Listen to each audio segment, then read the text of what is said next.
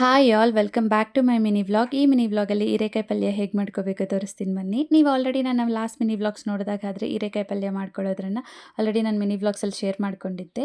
But ಅದೇ ಥರನೇ ಸ್ವಲ್ಪ ಸ್ಲೈಟಾಗಿ ಚೇಂಜಸ್ ಮಾಡಿಬಿಟ್ಟು ಇವಾಗ ಇನ್ನೊಂದು ಥರ ಹೀರೆಕಾಯಿ ಪಲ್ಯನ ಮಾಡ್ಕೊಳ್ಳೋಣ. ಟೇಸ್ಟ್ ಅಂತೂ ತುಂಬ ಚೆನ್ನಾಗಿರುತ್ತೆ. ನನಗಿವಾಗ ವಾಯ್ಸ್ ಓವರ್ ಕೊಡ್ತಾ ಇದ್ರೂ ತಿನ್ನೋ ಆಸೆ ಆಗ್ತಿದೆ, ಅಷ್ಟೊಂದು ಚೆನ್ನಾಗಿತ್ತು.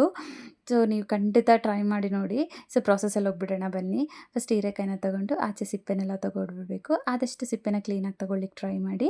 ಸೊ ಸಿಪ್ಪೆನೆಲ್ಲ ತೊಗೊಂಡ್ಬಿಟ್ಟು ಚಿಕ್ಕ ಚಿಕ್ಕ ಪೀಸಸಾಗಿ ಕಟ್ ಮಾಡ್ಕೋಬೇಕು. ಆದಷ್ಟು ಚಿಕ್ಕ ಚಿಕ್ಕ ಪೀಸಸಾಗಿ ಕಟ್ ಮಾಡ್ಕೋಬೇಕು. ನಾವು ಲಾಸ್ಟ್ ಟೈಮ್ ಹೀರೆಕಾಯಿ ಪಲ್ಯ ಮಾಡಿದಾಗೆಲ್ಲ ನಾವು ನೀರಲ್ಲಿ ಫಸ್ಟ್ ಕುದಿಸ್ಕೊಬಿಟ್ಟು ಆಮೇಲೆ ಪಲ್ಯವನ್ನು ಮಾಡ್ಕೋತೀವಿ. ಬಟ್ ಇದರಲ್ಲಿ ಹಾಗಲ್ಲ, ಎಣ್ಣೆಯಲ್ಲೇ ಕಂಪ್ಲೀಟಾಗಿ ಹೀರೆಕಾಯಿ ಅನ್ನೋದು ಬೇಯಬೇಕು. ಹಾಗಾಗಿ ಆದಷ್ಟು ಚಿಕ್ಕ ಚಿಕ್ಕ ಪೀಸಸಾಗಿ ಕಟ್ ಮಾಡಿಕೊಂಡ್ರೆ ಬೇಯಲಿಕ್ಕೆ ಸ್ವಲ್ಪ ಸುಲಭ ಆಗುತ್ತೆ.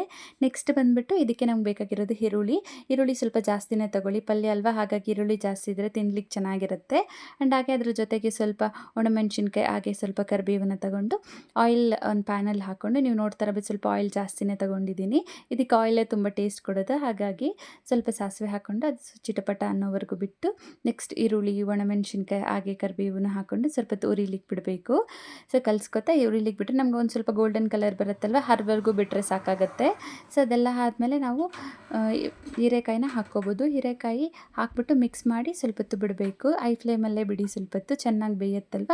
ಆದಷ್ಟು ಸ್ವಲ್ಪ ಹೊತ್ತು ಐ ಫ್ಲೇಮಲ್ಲಿ ಬಿಟ್ಟು ಮತ್ತೆ ನಾವು ಲೋ ಫ್ಲೇಮ್ಗೆ ಟರ್ನ್ ಔಟ್ ಮಾಡ್ಕೋಬೋದು. ಸ್ವಲ್ಪ ಹೊತ್ತು ಐ ಫ್ಲೇಮಲ್ಲೇ ಇರಲಿ, ಹೀರೆಕಾಯಿ ಚೆನ್ನಾಗಿ ಬೇಯಬೇಕಲ್ವ. ಹಾಗಾಗಿ ಇನ್ನು ಸ್ವಲ್ಪ ಹೊತ್ತು ಬಿಟ್ಟು ಕಲಿಸ್ಬಿಟ್ಟು ಸ್ವಲ್ಪ ಹೊತ್ತು ಬಿಟ್ಟಿದ್ದೀನಿ. ಮಧ್ಯದಲ್ಲಿ ನಾವು ನೋಡ್ಕೋತಾ ಕಲಿಸ್ಕೊತಾ ಇರಬೇಕು, ಇಲ್ಲಾಂದರೆ ಕೆಳಗಡೆ ಎಲ್ಲ ಅಂಟ್ಕೊಬಿಡುತ್ತೆ. ಹಾಗಾಗಿ ಆದಷ್ಟು ಮಧ್ಯದಲ್ಲಿ ನೋಡ್ಕೋತಾ ಈ ಥರ ಕಲಿಸ್ಕೊತಾ ಇರಿ. ಸೊ ನೀವು ನೋಡ್ತಾ ಇರ್ಬೋದು ಸ್ವಲ್ಪ ಬೆಂದಿದೆ ಆಲ್ರೆಡಿ. ಸ್ವಲ್ಪ ಲೈಟಾಗಿ ಉಪ್ಪು ಹಾಕ್ಕೊಳ್ಳಿ. ಆ ಕ್ಲಿಪ್ನ ಮಿಸ್ ಆಗಿದೆ, ನೀವು ಸ್ವಲ್ಪ ಉಪ್ಪು ಹಾಕ್ಕೊಂಡು ಇದು ಮಾಡಿ. ನೀವು ನೋಡ್ತಾ ಇದ್ದಾಗಾದರೆ ಕಂಪ್ಲೀಟಾಗಿ ಬೇಯ್ದಿದೆ.